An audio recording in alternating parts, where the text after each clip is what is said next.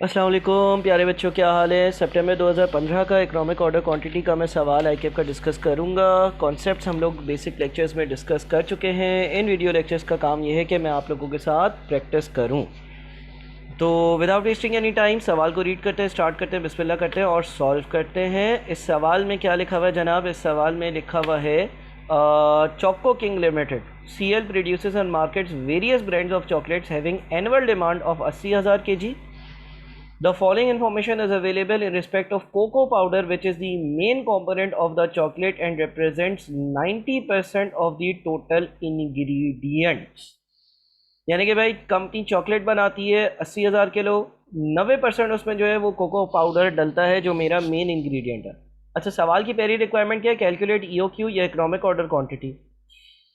अब ये सवाल जो है इसमें जितनी भी चीज़ें हैं वो इस कोको पाउडर के लिए हैं। कॉस्ट पर केजी 1 किलो 600 का आता है। Process losses are 4% of the input, यानी कि जितना आप खरीदते हो आप उसको लेट से पकाते हो, 4% एवेपोरेट हो जाता है, ज़ाया हो जाता है, फाइनल प्रोडक्ट में नहीं होता है। इस तरह की बात कर रहा है। अब ज़रा गौर से सुनो। देखो, कंपनी जो है ना, कंपनी कंपनी कंपनी कंपनी कितनी चॉकलेट बनाती है सर? 80,000 किलो बनाती है। ठीक हो गया, 80,000 किलो कंपनी चॉकलेट बनाती है। अच्छा, चॉकलेट बनाने के लिए वो कोको पाउडर डालती है। अगर 80,000 किलो चॉकलेट बनी है ना तो 90% कोको पाउडर होता है। इसका मतलब 80,000 का 90% ले लो। इसका मतलब ये हो गया कि 72,000 किलोग्राम्स कोको पाउडर जो चॉकलेट बनकर निकलती है उसमें मौजूद होता है।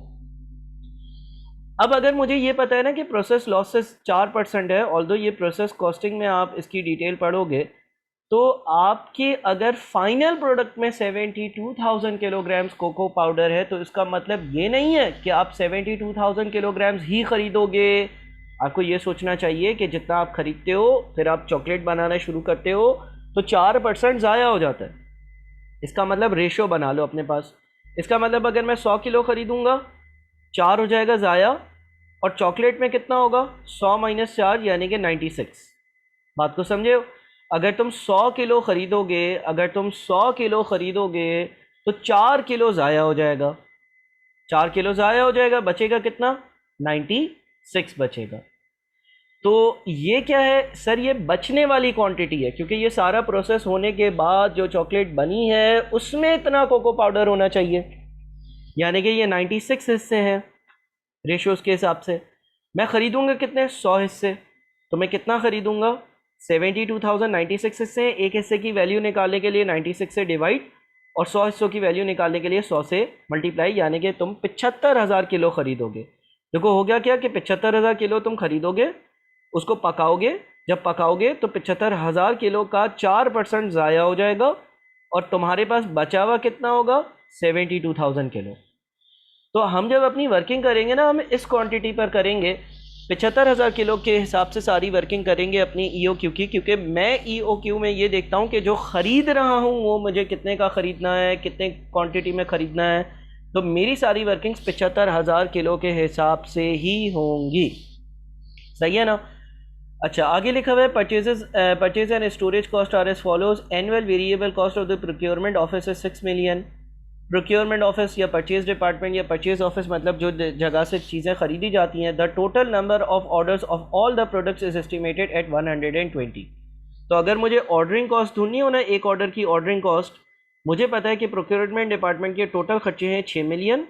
मुझे पता है प्रोक्योरमेंट डिपार्टमेंट के टोटल खर्चे हैं 6 मिलियन, ठीक है। और 6 मिलियन के खर्चे कर जितने भी मुख्तलिफ प्रोडक्ट्स कंपनी मंगवाती है उन सब के खर्चे 6 मिलियन है, और 6 मिलियन के खर्चे कर 120 बार चीज़ें मंगवाई जाती हैं। लिहाजा एक बार चीज़ मंगवाने के लिए 50,000 रुपये का खर्चा होता है। ये कहलाती है मेरी ऑर्डरिंग कॉस्ट, ठीक है। अच्छा जी, होल्डिंग कॉस्ट पर आते हैं। होल्डिंग कॉस्ट पर यूनिट पर आते हैं।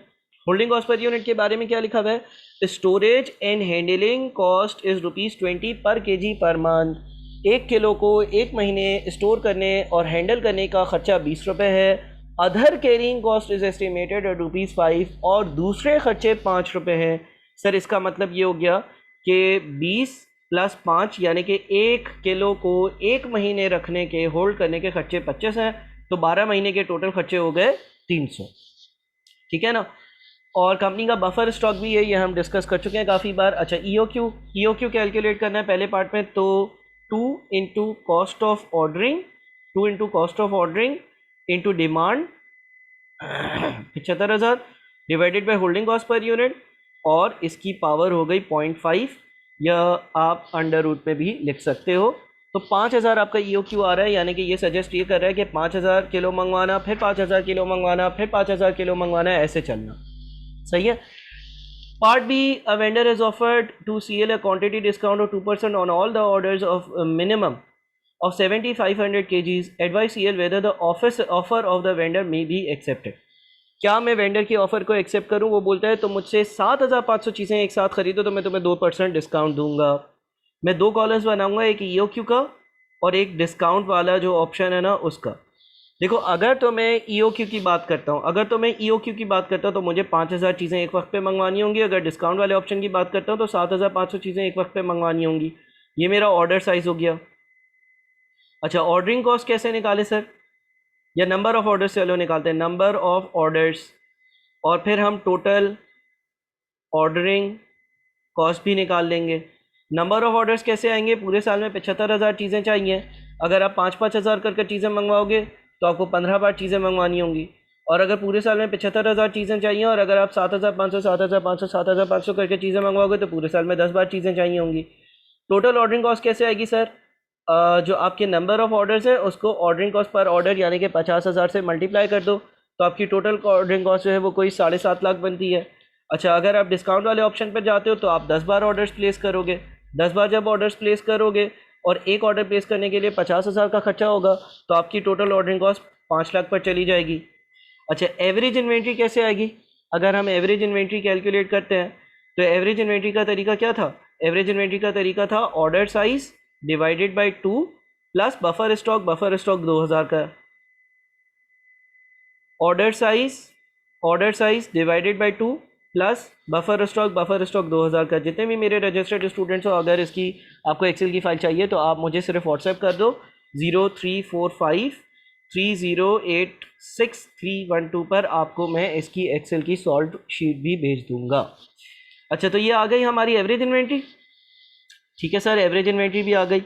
अब जब एवरेज इन्वेंट्री आ गई, जब हमारी एवरेज इन्वेंट्री आ गई तो एवरेज इन्वेंट्री के ज़रिए हम क्या कैलकुलेट कर सकते हैं?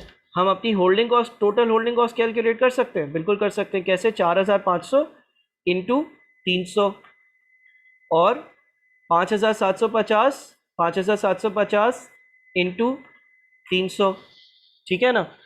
अच्छा जी, और परचेज कॉस्ट पर आते हैं।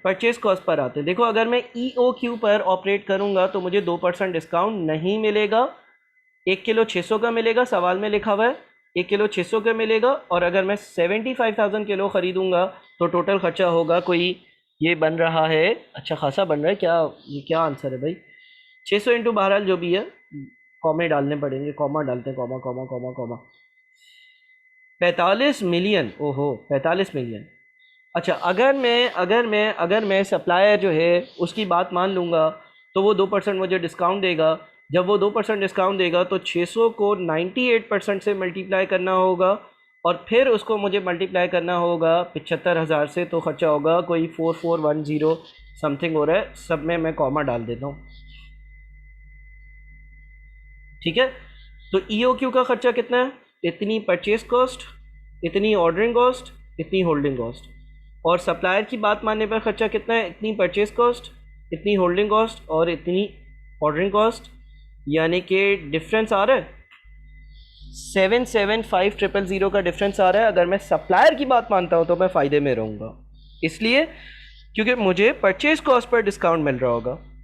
हाँ, होल्डिंग कॉस्ट देखो सप्लायर के वक्त में ज़्यादा है, ऑर्डरिंग कॉस्ट सप्लायर के वक्त में कम है, ठीक है जनाब। तो मेरा आंसर होगा कि मैं सप्लायर की बात मानूं, इसलिए क्योंकि उस पर मेरी टोटल सेविंग्स हो रही हैं 775,000 की। तो यहाँ पर हमने ईओक्यू का एक और सवाल करा।